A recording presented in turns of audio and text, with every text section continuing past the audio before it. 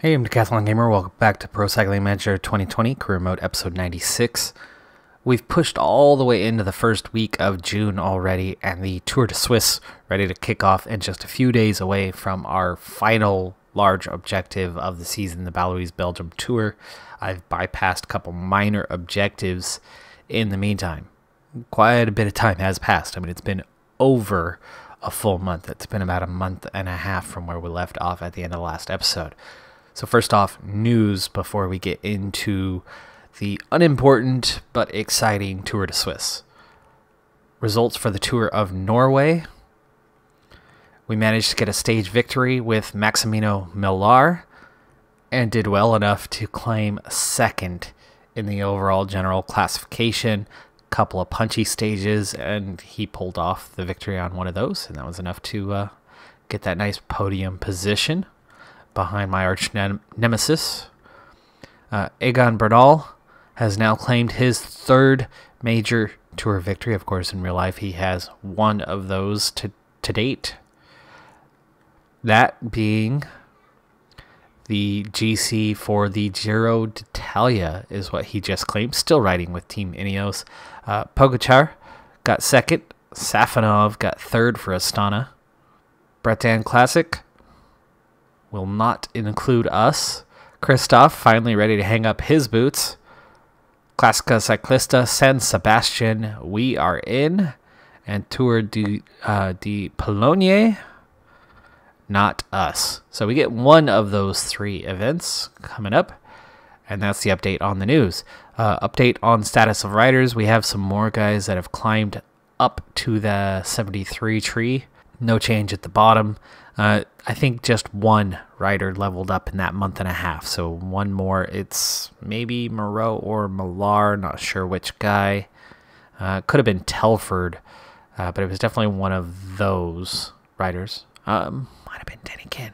I think Denikin was already at 73, right? Right?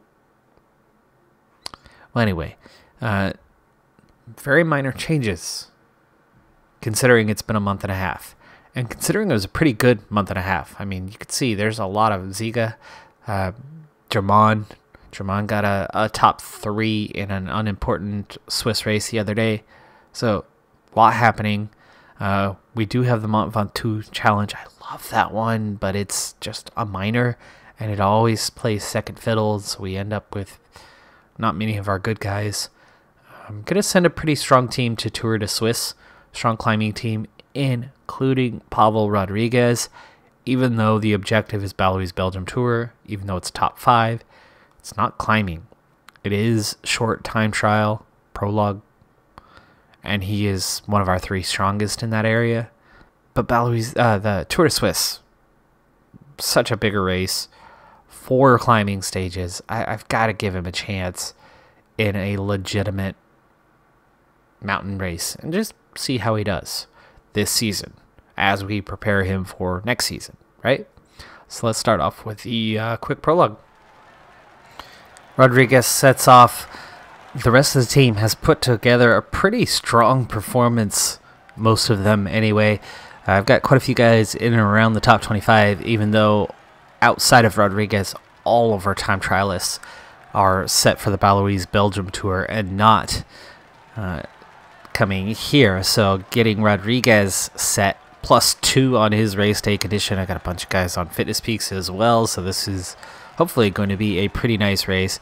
And Rodriguez setting on an 80 Prologue today, riding at an 84 when I've had the other guys riding about an 82, 83 with excellent race day conditions. He takes 4th place, just 6 seconds off the pace, level with Mads Schmidt. We'll see how that time holds up compared to the others. Here is Garrett Thomas, one of the leaders. We still have about 14 riders to go, so it's going to be a little bit. He goes 2nd place, so that does move us down. Cicconi's certainly not going to go anywhere near the top of the standing, so Rodriguez is going to have a pretty good time. Istenich right up there with him. In fact, identical time, even though he's a little bit... Actually, he's about the same as Rodriguez on base. Hamilton's up there as well. Kung, he does not put in a fantastic time. Actually, only 21st. Safonov was 4th. Good time for him. He'll be up there. Niels Pollitt 29th, Roglic puts in a solid time. 4th place, 4 seconds. Pogacar, wow, this is going to be a tough race. There's a lot of good riders here. Just 60th for him. Yurshov goes 26th. Chamias, 22nd. And here is Bernal as well. Holy cow, we've got the strongest. And Vanderpool. Oh my goodness. Victor Campenaerts takes the win ahead of Garrett Thomas, Damian Howson, Roglic, Safonov, Schmidt. Rodriguez is 7th. Same time as 6th place. Istenich, same time. Barrow and Thomas round out the top 10. That is a great start to this one, though, as Rodriguez is already looking at a top 10, and you'll see quite a few of those guys fall away. Thomas, Roglic, Safonov, Rodriguez, the contenders in the top 10. It's the final 40 kilometers here on stage 2 of Tour de Suisse. Today's stage is just about not losing time. There's not going to be any big winners today. It's just a punchy stage. Same climb 4 times. We've already hit it 3 times.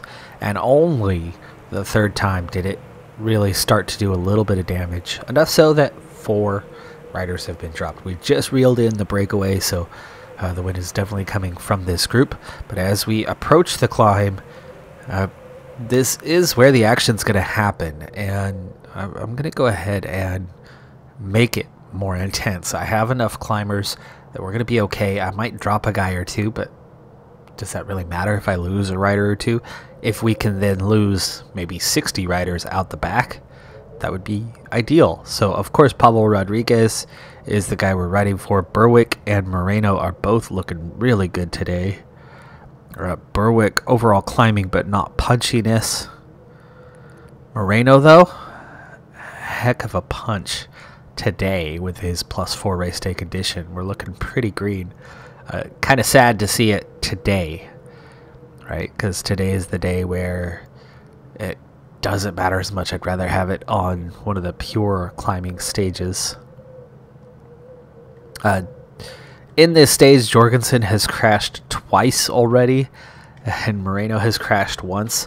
So despite the weather being good, it's actually been kind of a rough day on the bike in the saddle for some of these guys. Jorgensen not feeling too well. I wonder if that had anything to do with why he's fallen twice.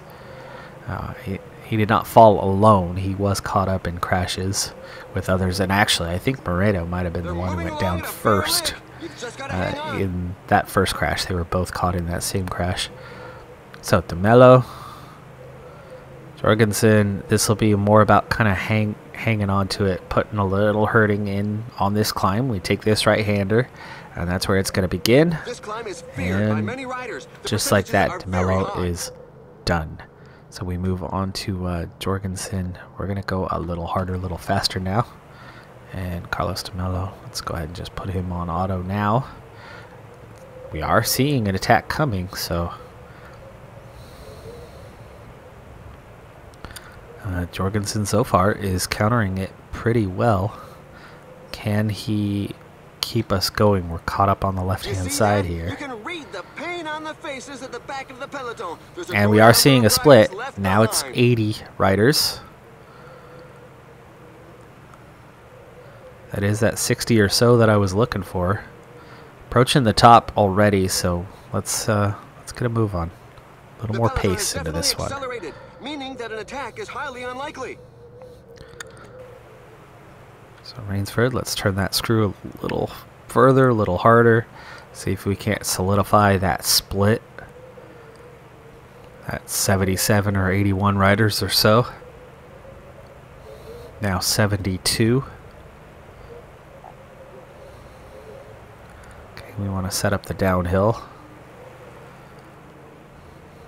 If we keep it hard during the downhill, never mind the flat. We don't need to worry about the flat so much, but keep it hard during the downhill. And you establish that kind of permanent gap over the chase.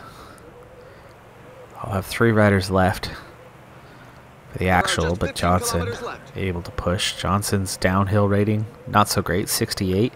But we did limit the peloton now to 69 riders, and it's a minute 20 to the chase that Carlos de Mello is in. If we hop back to him for just a second, we can see just how far back. Well, he is quite a ways back, but you could definitely see there is a solid, well, I don't know. That gap could close real quick on the sprint at the end of the stage. Rainsford has recovered a bit. Let's see if he can get back on board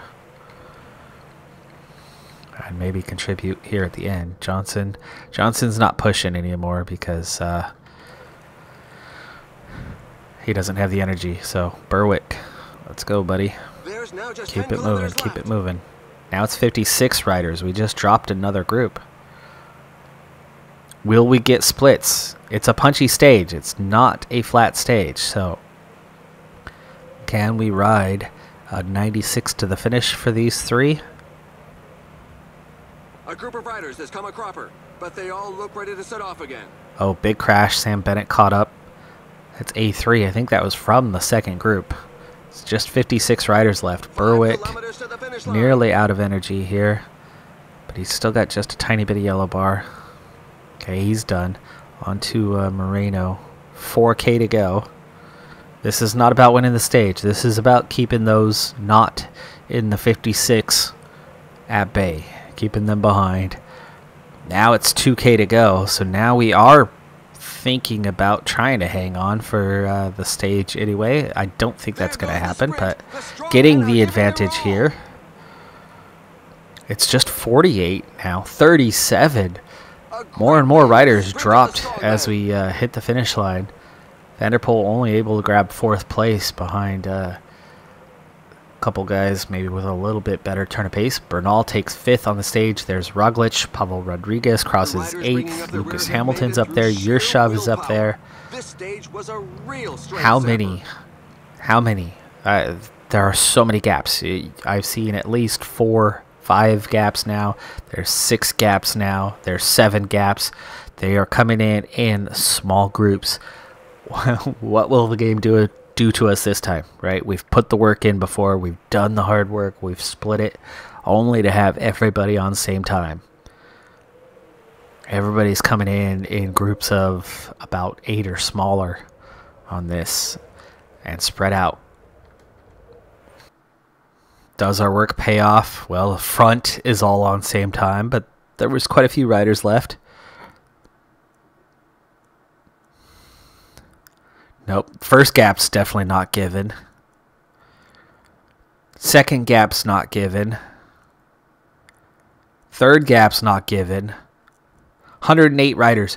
Carlos de Mello was on same time. De Mello was dropped with 20K to go. 20K to go, and he was over 3 minutes behind. He was 3.5 minutes behind. He was just in front of Stan de Wolf. 108 riders. We didn't even get the 80. That is so frustrating to do that hard work and get nothing. Nothing in return. It's a punchy stage. It was not a sprint stage. I understand sprint stages that they're more likely to clump the groups. But Carlos de Mello was nowhere near the front of the field. Literally minutes behind with gap in front. Sizable gaps. Very large gaps. At the very least, somewhere around this mark here. That's the worst we should have seen, was a gap right around there. Either way, though, it's still some riders. Some were dropped. Rodriguez still sits 7th. By the way, the Mont Ventoux challenge. Maximino Millar. It's got to be in here somewhere. There it is. Mont Ventoux challenge. Maximino Villar, the winner. O'Connor was there. Dunbar was there. It's a pretty strong combination of climbers. Certainly not the elite, but nice victory for Millar.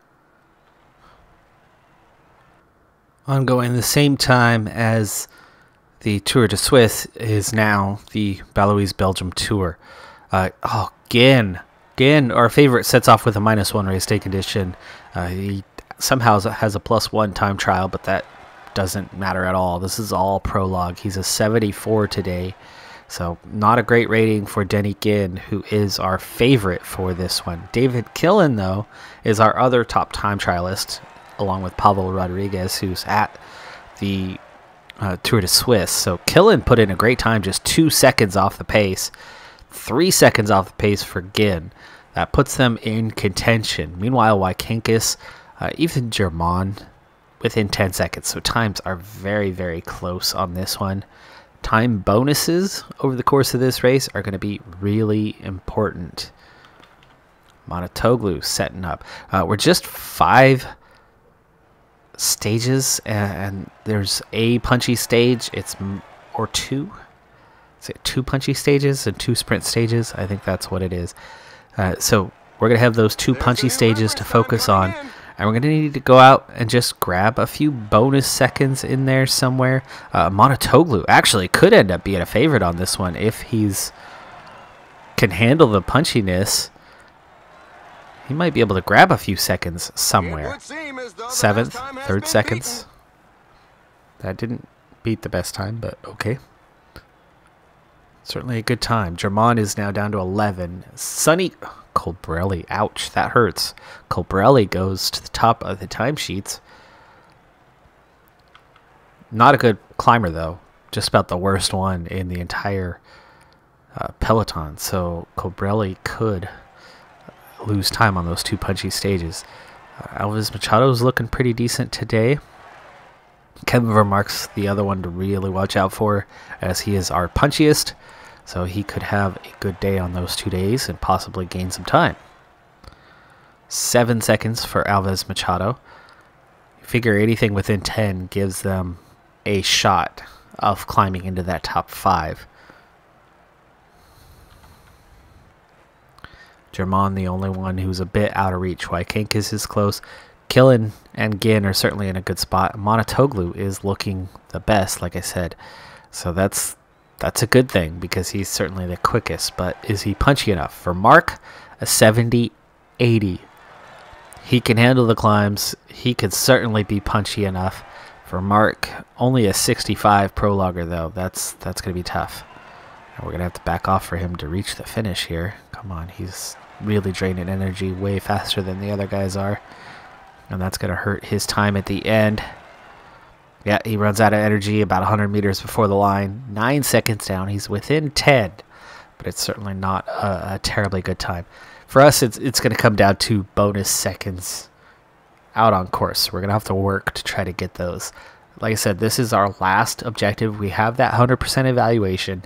Even if we fail this, it's not going to hurt that much. It might drop us below 100, but it's definitely not going to drop us below the evaluation mark we need, which is, what is that one? 75%, 80%, something like that. We're not going anywhere near that. We're safe. But the perfectionist in me wants to keep it at 100 and doesn't want to have to rely on the national championships coming up in order to recover it to 100. I'd like to still have 100% evaluation at the end of this race. So I don't want to commit to it too much. I don't want to have to overdo the work and go deeper into a race that's just not that important. But at the same time, you get what I'm saying? Tour de Suisse Stage 3 was a sprint stage. Nothing happened there, other than the fact that there were more riders in the quick sim that were dropped and lost time than there was in the previous stage, where there was gaps everywhere. Yeah, go figure. But Pablo Rodriguez didn't lose time. That's what matters. There was about 100 riders left in the peloton at the end of that one. So we're on to stage 4 at the Tour de Suisse. It opens with a Cat 1 climb. This is only 142 kilometers, so it's at the 109K mark. So we're about 100K in when we begin that opening climb. Plenty of recovery time on a long, steep descent. And then a final climb of 12K. 7% average. It does level off at the top a little bit, so the hard work is definitely going to be coming in before that. I have the climbers there that we should be okay. Rodriguez should be able to get to the top, but not necessarily. That's a long climb. We have not experienced one of those in quite some time. A challenge to that extent. Remember, a couple seasons ago, Tentoni would be all alone, halfway up that climb, and then desperately trying to hang on. I think we'll be a little bit better off this time, but race day condition could certainly be a factor. Climbing-wise, there are much better riders at that race than what we're bringing. So that is our first really, really big test that we're going to have, and that's what we're going to open next episode with. Then, stage 5 has an Cat right in the middle of the stage. So, and it's a 222 kilometer stage. Survive that, and guaranteed, even without the pursuit, a 22K climb of 6%, regardless of tempo, is going to drop some of the riders. But if tempo is not bad, you'll still have a sizable group. So stage 5 might not be too hard. Stage 6, though, is going to be crazy. 2 Cat climbs. Doesn't finish on that last climb, but as it's downhill finish from there, you could expect only a little bit to come back together. That's that kind of stage, though, that you can steal a win on, being aggressive on the descent. Stage 7, mountaintop finish, 15K, 10%. Oh my goodness. We're going to see a real test here of where we're at. Stage 8 is nothing. It's flat, but that's a lot of climbing that we have not experienced for a while. Of course, that one is just for fun, just to test our mettle. Balou's Belgium Tour is the one that matters to the sponsor. And so I've got to focus on both to an extent. Again, neither one really matters, so I can't over commit to it. We're not going to do a ton of episodes to get through this. But that's going to wrap up this one. Here's the profile for Balou's Belgium Tour. So stage 1, that was the prologue. Stage 2, totally flat. I'm not going to bother going for this. And I do have some sprinters here, and it would be nice if they grab some time, but I'm gonna take the risk and quick sim stage 2. Stage 3, not a stage to quick sim. It has cobbled sections. It's only a little double cobbled section that you hit 3 times with very short amount of climbs. But this is the kind of day where if you quick sim that, there's gaps everywhere. There's 1 or 2 riders left in the final grouping, but you play it out live and you end up with 50 riders at the finish line. I can be in the 50. If we quick sim it, we're not going to be up there. So stage 3, definitely going to play out live. Stage 4, definitely punchy, and this is where Kevin Vermark could do well. Could, theoretically. 70 Mountain, though, not good with that much undulation on the way. Stage 5, totally flat. Again, not much to be gained there. So we've got a couple stages to go out there and set ourselves up for that top 5. I'm Decathlon Gamer. Thanks for tuning in. Be sure to hit that like button. I'll see you next time. Have a good one. Be safe out there. And bye for now.